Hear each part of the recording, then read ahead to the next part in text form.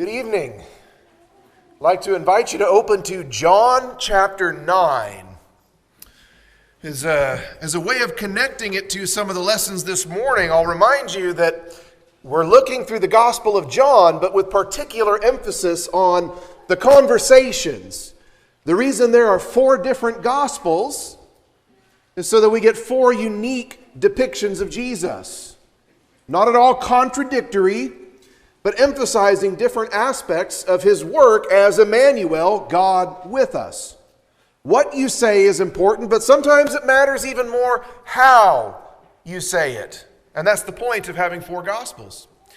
When Jessica says, "Kyle, I love you," that means something. When she says the same words but with a different tone, "Kyle, you know I love you, right?" It means something different. How you say it matters. So we're looking at why John is different and unique from Matthew, Mark, and Luke. And the thing that sticks out to me, among many other things we could have emphasized in this gospel, is just the conversational nature. So the conversation we're looking at tonight, this interaction, is between Jesus and a blind man. And this one's going to be a very short one. But sometimes short can be impactful. My dad would always try and teach me this mantra that less is more. And I didn't understand that, especially the younger I was. More is more. Bigger is better. But sometimes, in fact, less is more. And even though there's not as much dialogue here, it's very poignant. It is very impactful what happens in this story. So what we're going to look at is beginning in chapter 9, verse 1, as we've often been doing, I want you to notice the context here and the particular details surrounding this event. Now, we highlighted in the very first lesson this morning that the purpose that John identifies is these are the signs. Jesus did countless more that I couldn't even contain in a book, but these are the 7 signs that I've chosen to record that you may believe that he is the Christ, that you may believe that he is God. But I want you to notice there's a prologue to this sign. There's this conversation. Who sinned? And I want you to ask, as I've been asking you to do this whole series of lessons, and will continue to do, I want you to ask, why is this section here? Why is this prologue here? Why is the conversation, the dialogue about why is he blind? Why does that matter? If it's just about the sign, why don't we just begin with Jesus walked up and saw a blind man and healed him? Wow, that's amazing. He must be the Son of God. Because we want to learn more than just the fact that he is very powerful. We want to learn a little bit about God. Because that's what Jesus came to do. To write himself into our story so that we can know God better. So we not just learn about the power of Jesus, because if that's the case, it would just be a list of all the miracles he did. But the fact that there's context, the fact that there's this conversation means we are supposed to learn a little bit more than just how powerful Jesus was and how effective his miracles could be. So keep that in mind as we look at the first couple verses and notice the conversation. As Jesus passed by, he saw a man who was blind from birth. And his disciples asked him, saying, "Rabbi, who sinned, this man or his parents, that he was born blind?" They want to simply talk about this man and make him a topic of discussion. And this might seem like a kind of a harsh question. Not very sympathetic. Do you see the flaw already in the question they're asking? They're presupposing that there must be a sin involved. And just looking ahead to the next verse when Jesus answers, "Neither this man nor his parents sinned." We'll dig into Jesus' answer a little bit later, but they're presupposing that there must be sin, that there has to be, if this is the effect, there must be a cause. And the answer is sometimes no. Sometimes, yeah, there's a direct causation. Someone born with fetal alcohol syndrome, I'm going to say it's cause and effect thing with bad choices made on their parents' part. And so sometimes there are direct consequences. Someone dies in a car accident because they were drunk behind the wheel. Well, I'm not going to say it just happened. I'm going to say there were some bad choices involved. So sometimes there are direct consequences. There are the effects of bad choices. But that's not always the case. Not every bad thing that happens in this world can be directly attributed to a consequence of a sin or a bad choice. Why was this man born blind? He just was. We'll talk about the answer in a minute. But why would they ask this question? I think that's worth a little more investigation. Why would they even ask this question in the first place? Well, this was the very common Jewish way of thinking. You go to a text like Exodus. If you open in your Bibles to... I'm used to a bigger screen right here. Let me see. Exodus 34. I have good eyesight, but this one just... I need to make the font bigger. Exodus 34. You look at a text like this and you can kind of understand, going back to their law, where they might... I don't think that's what's being taught here in Exodus 34, but you can see where maybe it lends itself to that idea, and they might take the words off the page and run with it a little bit and arrive at that conclusion.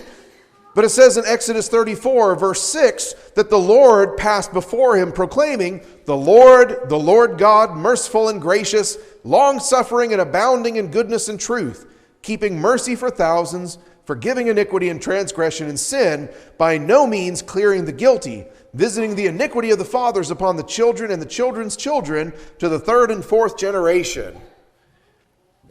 You could read a text like that and maybe see, I know where they're getting that. That if God is going to punish and visit the iniquity upon multiple generations, well, I think we're talking about a nation. I think that's the problem. They failed to. They want to take a scripture like that is on a national scale and make it individualistic. That every sin might be the result of something your parents did and you're suffering the consequences. That's not being taught there in Exodus 34, but I can see where maybe they took it that way. And Job chapter 8 is another good example of this type of thinking. In Job chapter 8, of course, you've got these three friends that come to Job and try to comfort him. And they were doing fine until they started talking, until they started trying to figure it out. Just sitting there and being with Job was the best thing they could do. And then they start telling Job, you must have really done something to make God angry. Job, confess your sin. This wouldn't happen if you didn't do something to make God angry. So in Job chapter 8, beginning in verse 2, how long will you speak these things? This is Bildad, one of Job's friends, quote unquote friends. And the words of your mouth be like a strong wind. Does God subvert judgment, or does the Almighty pervert justice? And the obvious answer is no. God is just. That's his deal. He is just.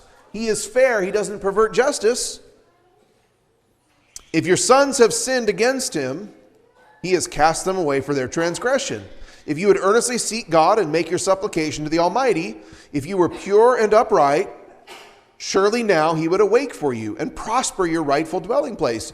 Though your beginning was small, yet your latter end would increase abundantly. I appreciate his confidence in God, but I think he's misunderstood there. And so I just highlight these as examples throughout the Bible where you can see this kind of thinking. When something goes wrong, the question is, why? And isn't that still the question we ask today? A bad diagnosis. Something goes wrong at work, you lose your job.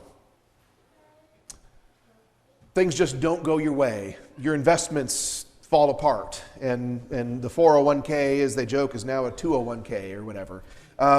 Just something unforeseen and bad happens, and what's the first thing we say? Why? Why did this happen? We're doing the same thing that Jesus' disciples did, because we want to make order out of the chaos. We want to find some reason or explanation for it, and like the disciples, we don't always like Jesus' answer. The reality is, sometimes a bad thing just happens. And it's not directly attributable to someone's sin. In fact, Ezekiel, Here's why, when we looked at those Old Testament examples, I told you that that's not really what they're teaching, because there's other clear examples in the Old Testament, other clear passages of Scripture that make it abundantly clear. You don't suffer for someone else's sins. In Ezekiel chapter 18, verse 2, you get this saying, this proverb that goes throughout the land.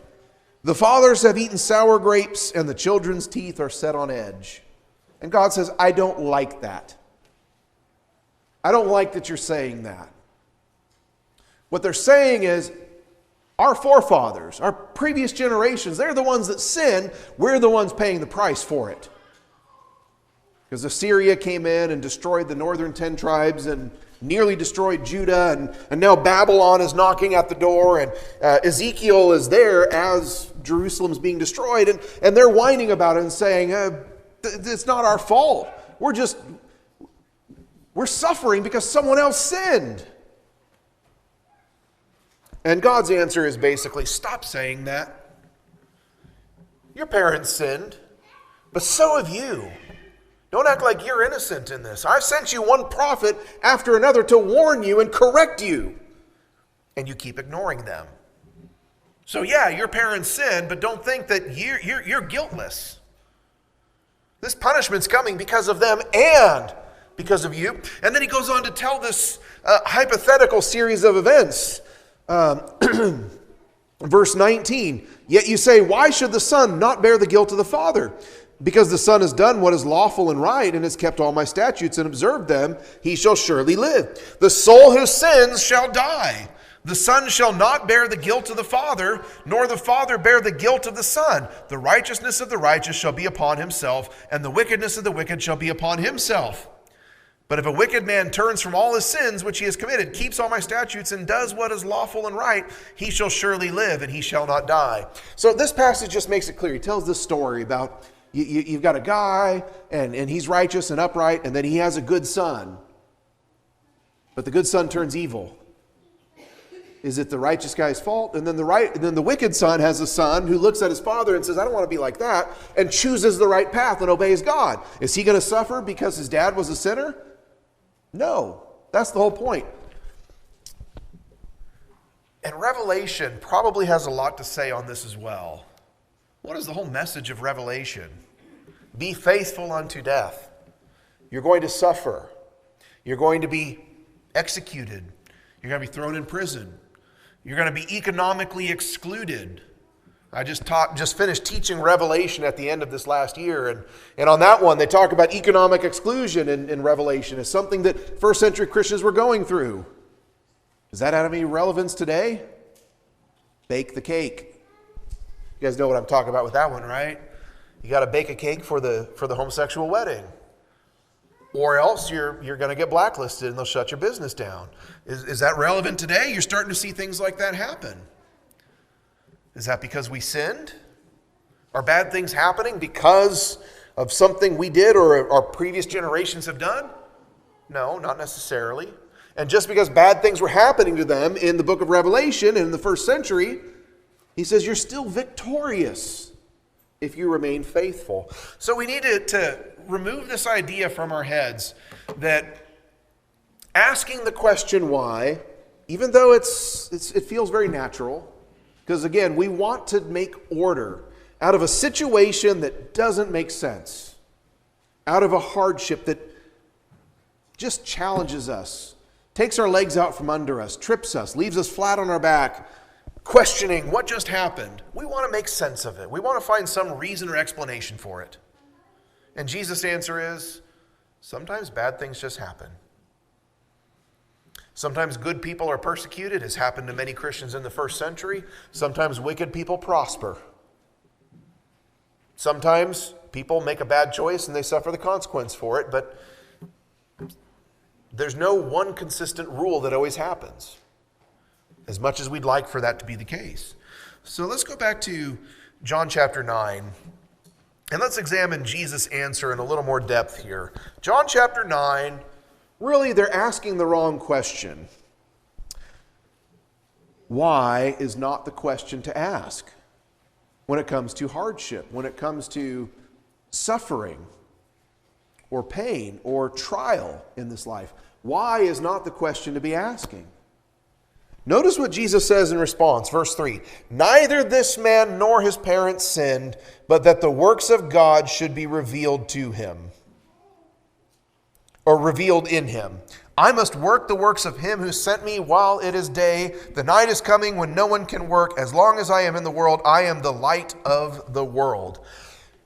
And we ought to say a lot more about that, but we're not focusing on the I am statements. But what does Jesus answer here? Why is not the question? You know what question you should be asking in a time of trial? For what purpose? Why something happened? You can lose your mind trying to figure that out, and there might not ever be an answer. Maybe there's a reason. Maybe if you think about it, you'll find where, I made that bad choice and I can see how this is the consequence. But the reality is, a lot of times you're going to ask that question, why did this happen? And you're just never going to find a satisfactory answer. The better question to ask is, for what purpose has this happened? What can I do with this that will glorify God? I think 2 Corinthians 12 is a really good example of this. When we look at the life of Paul, he's going to talk about this in 2 Corinthians 12 as some thorn in the flesh is the expression that he uses. There's been all kinds of speculation as to what this ailment was, this physical infirmity. I think the most popular theory is that he had bad eyesight, and that's why at the end of the Galatian letter he says, "See with what large letters I am writing with my own hand." I could picture that one of two ways. Either that's him saying, "I'm nearly blind and I can only write with big letters so I can see it," or he's just saying he wasn't very happy with the Galatians, and he's kind of, "See the big letters I'm writing with all capitals because I'm angry." But that could indicate that he had poor eyesight. Well, whatever it is, he's got some sort of thorn in the flesh. And he says in 2 Corinthians 12 and verse 7, "Lest I should be exalted above measure by the abundance of the revelations, a thorn in the flesh was given to me, a messenger of Satan to buffet me, lest I be exalted above measure. Concerning this thing, I pleaded with the Lord 3 times that it might depart from me. And he said to me, my grace is sufficient for you, for my strength is made perfect in weakness. Therefore, most gladly I will rather boast in my infirmities, that the power of Christ may rest upon me. Therefore I take pleasure in infirmities, in reproaches, in needs and persecutions and distresses for Christ's sake. For when I am weak, then I am strong." What a beautiful way to think about this. And if we start asking the question, who sinned? Can you see another fault in that question? Raise your hand if you've sinned. Everyone has sinned. So if we're asking the question, is this the result of a sin? The answer is always going to be, well, I guess so, because everyone has sinned. That's the wrong question to ask. Paul is pointing in the right direction here, saying to keep me from being exalted in my own mind, to keep me humble. God has let this bad thing happen in my life. And I pleaded with him on multiple occasions for it to be taken away, for this problem to be fixed. I love pop culture references and movie quotes. It's a language I'm fluent in. And one of my favorites, I quote the Pirates of the Caribbean often. One of my favorites is in the sequel. And Captain Jack says, "The problem is not the problem. It's your attitude about the problem that's the problem." And that's what Paul had to learn. Whatever this thorn in the flesh is, that wasn't the problem. Jesus said, you don't need this to be fixed. You just need to lean on my strength more. So when Paul went all over the world, let's just assume it was bad eyesight. That would be kind of a big deal. Someone who's nearly blind, traveling in the world. He's not sitting in first class on a plane. That was perilous. Maybe that's why he ended up shipwrecked so many times, because he was blind. But that would magnify God. The fact that someone so weak, so incapable of taking care of themselves, they would risk their lives and go on these hundreds and hundreds of mile-long journeys to go and teach people and do powerful miracles from such a humble-looking person. It just meant that God would get more glory and Paul would get less. So that's the question, not why, but for what purpose How can I use this to glorify God? That's the answer that Paul found for his thorn in the flesh. That I glory in this now because it just makes Christ look all that much better. Because I am less and he is more by this infirmity. His grace is all that I need. And sometimes we make that mistake. What's the one thing I need in life? I need this to happen. I need a job. I need a boyfriend. I need a girlfriend. I need money. I need to lose weight. I need this. I need that. We think of all these things that we need, and those are really just wants. What we need is the grace of Jesus, and if we have that, then we don't need anything else. We can ask for things. We can try to make things happen. But like Paul, we need to learn this lesson.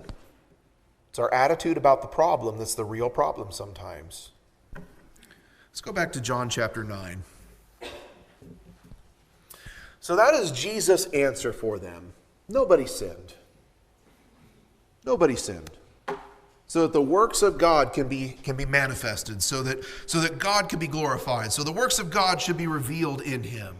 That's the reason why this happens, so that something good that magnifies God will come from this hardship. And I want you to notice now, as we continue in our text, beginning in verse 6, let's read about the miracle, and then let's talk about the way people reacted to this blind man, to his suffering, to his condition. So when he had said these things, he spat on the ground and made clay with the saliva. And he anointed the eyes of the blind man with the clay. Why did he do that? I like to ask those questions. Why? I don't have a good answer for this one.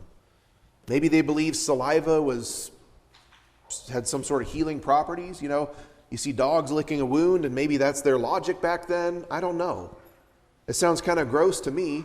And Jesus didn't have to do this. He could have just, you can see, open your eyes. Or I don't know if he snapped or waved his hands, or I don't know, he just had to think it and knew what happened.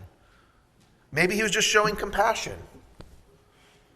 We know it was a big deal when he cured lepers that he actually touched the lepers who were supposed to be untouchable. And he wasn't defiled by their uncleanness.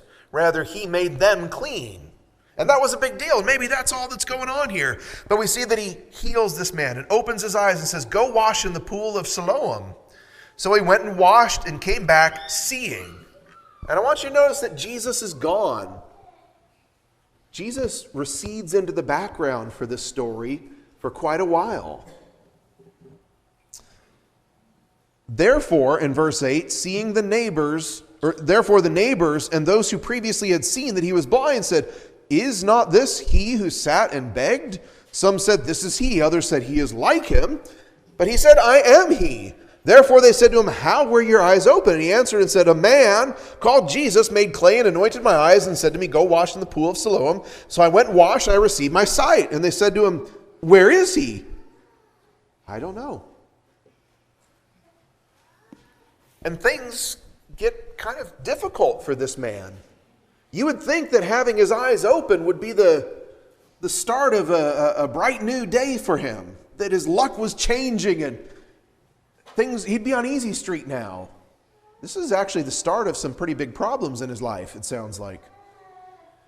And he says, I don't know where Jesus is. And that's a good question. Where did Jesus go? Why didn't Jesus step in and vouch for him and say, hey, I did it? He's going to let this guy go through the ringers. And we're left to wonder why.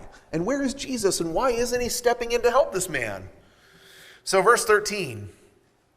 They brought him who formerly was blind to the Pharisees. Now it was a Sabbath when Jesus made the clay and opened his eyes. Then the Pharisees also asked him again how he had received his sight. And he said to them, he put clay on my eyes and I washed and I see. And therefore the Pharisees said, this man is not from God because he does not keep the Sabbath.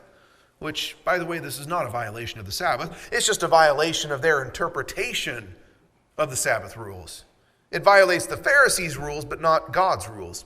Others said, how can a man who is a sinner do such signs? That's the right question to be asking. And there was a division among them. And so they said to the blind man, what do you say about him because he opened your eyes? And he said, he's a prophet. But the Jews did not believe concerning him that he had been blind and received his sight. And so they called the parents of him who had received his sight. And they asked him, saying, "Is this your son who was born blind? How does he now see?" And his parents answered and said, "We know that this is our son and that he was born blind, but by what means he now sees, we do not know."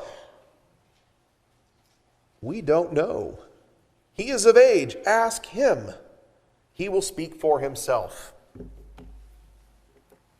What we see here are a number of different reactions that you still see today. When people are suffering, some will talk about that. Did you hear about so-and-so? Did you hear about that person at that one church in Florida that my cousin goes to? We'll talk about it. Will we do anything about it? Will we try and help these people? Talking about it doesn't do much. Sometimes maybe we just talk about the hardship others is going through so we maybe feel a little better. Your life could always be a little worse. It could always be like that person over there. But talk doesn't help them, and it won't prevent something bad from happening in your life. But that's what we see the disciples doing at the beginning of this story. Here's this blind guy begging for money, for food. And instead of going to help him, they just say, "Jesus, who sinned, this guy or his parents?" Seems a little cruel to me, a little indifferent to this person over here and his suffering. And we do that today too sometimes, unfortunately. We need to be sure that we're not just talking. If we're talking about someone who's suffering, the reason needs to be we're talking about how we can help or how others can get involved to help. What can we do? Are we praying for that person? Are we doing something to help them? That's an important question. But some people here were just talking about him. Other people labeled him. The neighbors, it says, when the neighbors showed up, where was that? In verse 8. Isn't this the beggar? Isn't this the blind guy? You think there was more to this guy's life than just being blind? That's the one thing that he was. They defined this guy by his infirmity. And, well, that's sad. It kind of dehumanized him a little bit. And we do that a little bit today. People do that today still. We don't want to label somebody because they've suffered. Some used the man. The Pharisees were saying, can we use this guy to our advantage? Politicians do this. I think they did that a lot during 2020. And I don't mix politics in the pulpit, so I'm not going to go much further or say much more about that. But see all the time, politics. Never let a good disaster go to waste. We need to use this somehow to further our agenda. We need to take the suffering of these people and put it in the spotlight so that we can get something done. Seems a little disingenuous to me, but I won't say more about politics. If I get started on a roll, I'm going to start ranting up here and say something I'll regret.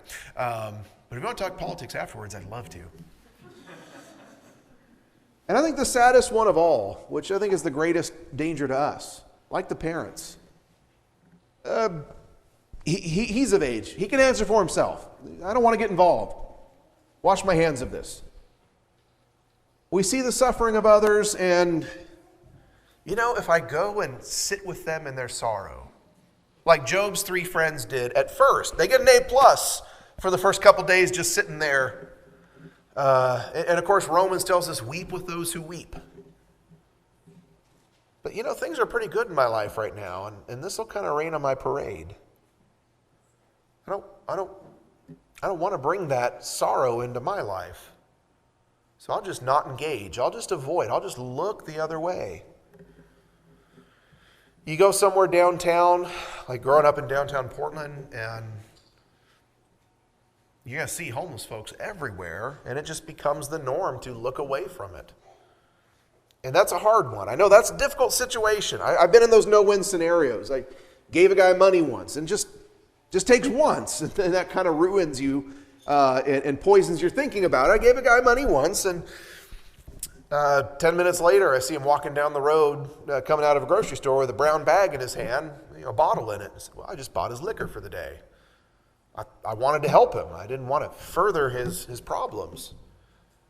And that makes me cautious of giving money to homeless people now, but maybe I shouldn't be. I know that's a difficult one, but looking away, avoiding it, especially when it's among us, a particular among us, within a congregation, to look away from someone's suffering is just wrong.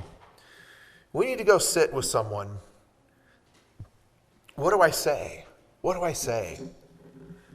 I've spent the last 4 years trying to find the right words to say to bring comfort to people who lost a loved one, and there are no magic words. But I do know being there, saying anything, encouraging, and just being with people through sorrow and grief, that means more than avoiding. I'm afraid I'll say the wrong thing, so I won't even be there for him. That's the wrong answer. And that's unfortunately what we see the parents doing. But by contrast, Jesus saw the man. It just seems so heartless. I can't get over that first verse where the disciples just, look at this guy over here. Who sinned? Just seems so heartless to me. Go over to Acts chapter 3 for just a moment. I love this story. In Acts chapter 3, as Peter is continuing to preach after Pentecost, he's there in the temple, and there's this man who is lame, crippled, begging for money. And I just love this detail. A certain lame man, Acts chapter 3 and verse 2, lame from his mother's womb, was carried, whom they laid daily at the gate of the temple, which is called Beautiful, to ask alms from those who entered the temple, who, seeing Peter and John about to go into the temple, asked for alms. And fixing his eyes on him with John, Peter said, "Look at us. I don't have silver and gold for you, but what I do have, I give you. In the name of Jesus Christ of Nazareth, rise and walk." And I wish I had that power to heal people like that. But I don't, and we don't have that today in this miraculous sense. But one thing that is so powerful about this story that we can do, how many hundreds of people, and then during the big festivals, how many thousands of people in a day would walk past this crippled man and ignore his existence? Maybe pausing to toss some money, but not looking him in the eyes.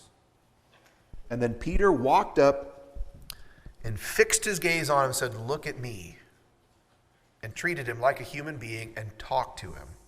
And that's what Jesus is doing with this man here. And I think that's why the story goes the way that it does. What we see with this blind man and what we learn about God is how he deals with us. When you experience something that is a challenge to you, we want to ask why. And the next question is, where is God? Why has he let this happen? I think that's one of the most important lessons we learn from this interaction with Jesus and the blind man. Let's finish out our story here and wrap up the lesson tonight. Back in John chapter 9, after his parents say, "We don't want to get involved," verse 24, they call the man again and said to him, "Give God the glory. We know this man is a sinner." And he answered and said, "Whether he is a sinner or not, I do not know. One thing I know, that though I was blind, now I see." I know the facts. I was blind. You might not believe it, but that's true. And now I see, and I won't deny that. They said to him again in verse 26, "What did he do to you? How did he open your eyes?" Yeah, we've been over this before. He spat in the ground, made some clay, told me to go wash. So he answered and said in verse 27, "I told you already, and you did not listen. Why do you want to hear it again? Do you also want to become his disciple?" I love that answer. You seem to be pretty obsessed with him. You can't stop talking about him. Maybe you want to be his disciple too. I just love that answer. He's getting a little bold, maybe even a little frustrated with this whole process here. And you know what's at risk here? They're going to kick him out of the synagogue, make him excluded from society, which I guess as someone who's been blind and a beggar, I'm already used to that. Do your worst. Maybe that's his attitude here. So they reviled him in verse 28 and said, "You are his disciple, but we are Moses' disciples. We know that God spoke to Moses. As for this fellow, we do not know where he is from." So the man answered and said to him, "Why, this is a marvelous thing, that you don't know where he is from. Yet he has opened my eyes. Now we know that God does not hear sinners, but if anyone is a worshiper of God and does his will, he hears him. Since the world began, it has been unheard of that anyone opened the eyes of one who is born blind. If this man were not from God, he could do nothing. They answered and said to him, you were completely born in sins, and are you teaching us? And so they cast him out. And that goes back to the question the disciples asked, who sinned? You were born completely in sin. You're filthy. And he becomes an outcast. And we might be asking, where was Jesus this whole time? Why didn't Jesus show up and rescue him and say, hey, if you're going to be mad at someone, be mad at me. If you want to ask someone what happened, talk to me. I'm the one that did it. Let him go. Where was Jesus? Same question we ask. Why did this happen? And God, where were you? Why didn't you rescue me from this? Suffering is an opportunity, not a guarantee, but it is an opportunity to deepen your faith. Maybe this trial is the means by which your faith will become stronger. Maybe you will grow in a way to depend upon God, like Paul did, more than you would have without this particular trial, thorn in the flesh, loss, or grief. And now you have a greater opportunity to magnify God because you've been humbled. And I want you to see that's how this plays out. You might have noticed this, that first, this blind man talks about Jesus and says in verse 11, how were your eyes open? He said, a man called Jesus made clay and anointed my eyes. You see how when he first is answering this question, he says he's a man. But we go on a little bit further. And he keeps getting pressured and challenged. Jesus is allowing this pressure to take place. Because we see the result is it's deepening his faith. So in verse 20... Okay, I'm going to look up again. Verse 17. Can tell us 27, 37, or 17. Verse 17. They answer the blind man, what do you say about him because he opened your eyes? He said, he is a prophet. You see, the more pressure he's under, the more it's forcing him to choose. Do I really believe in this guy or not? If the pressure wasn't there, he could live in this world of indifference. Maybe he is, maybe he isn't the Messiah. But with the pressure, it's forcing him. And the result is a stronger faith. He's not just a man, he's a prophet. And then when this story ends and Jesus finally appears to him, verse 35, Jesus heard that they cast him out. Now it's time to go talk to him. Do you believe in the Son of God? And he answered and said, who is he, Lord, that I may believe in him? And Jesus said to him, you have both seen him?